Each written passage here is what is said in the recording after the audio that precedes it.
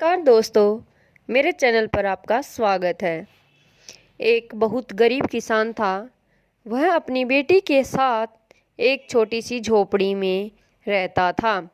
उसके पास खेती करने के लिए उतनी कम ज़मीन थी कि उसकी फसल को बेचकर उसे बिल्कुल थोड़े से रुपए मिलते थे।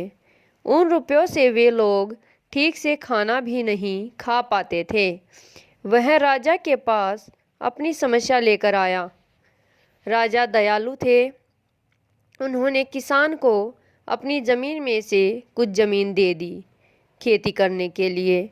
उन्होंने कहा, यह ज़मीन तो हमारी ही रहेगी, लेकिन उस पर उगने वाली फसल तुम्हारी होगी। किसान ने राजा को बहुत बहुत धन्यवाद दिया। एक दिन वह खेत की जुताई कर रहा था, तभी उसका हल किसी कठोर चीज़ से टकराया। उसने वह खोद कर देखा तो उसे सोने की एक ओखली मिली। किसान ईमानदार था। उसने अपनी बेटी से कहा, हमें यह ओखली राजा के खेत से मिली है। जिसकी ज़मीन है उसी की यह ओखली भी है, इसलिए हमको इसे राजा को लौटा देना चाहिए।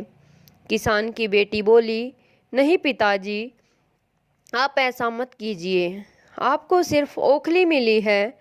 यदि राजा ने आपसे इसकी सोने की मूसल भी मांगी तो आप क्या करेंगे? आप इस ओखली को अपने ही पास रखिए। लेकिन किसान को यह बात ठीक नहीं लगी। वह बोला, जो चीज़ हमें मिली ही नहीं वह मांगने का राजा को कोई अधिकार नहीं है।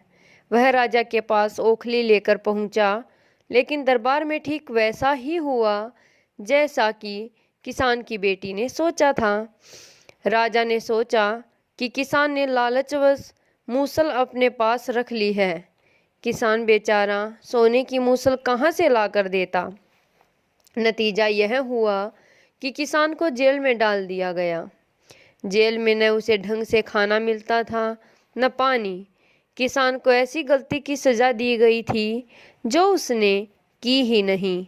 वह खाए पिए बिना निढाल हो गया। लेटे लेटे वह रोता रहता था और कहता था, बेटी की बात मानी होती, काश मैंने अपनी बेटी की बात मानी होती। एक दिन राजा ने उसे ऐसा कहते हुए सुन लिया।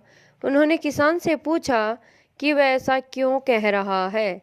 तब किसान ने राजा को पूरी बात बताई। राजा को अपनी गलती का एहसास हुआ। किसान को तुरंत छोड़ दिया गया। किसान की बेटी को राजा ने दरबार में बुलाया।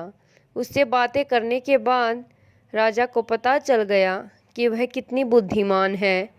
किसान की बेटी को राज्य के खजाने का मंत्री बना दिया गया। उन्हें रहने के लिए घर और सभी सुख सुविधाएं दी गई। किसान और उसकी बेटी सदा सुख से रहे। किसान को थोड़ा कष्ट जरूर झेलना पड़ा, लेकिन अंत में जीत सच्चाई की हुई। धन्यवाद दोस्तों। आपको मेरी कहानी कैसी लगी कमेंट करके बताना और लाइक शेयर सब्सक्राइब ज़रूर करना। धन्यवाद दोस्तों।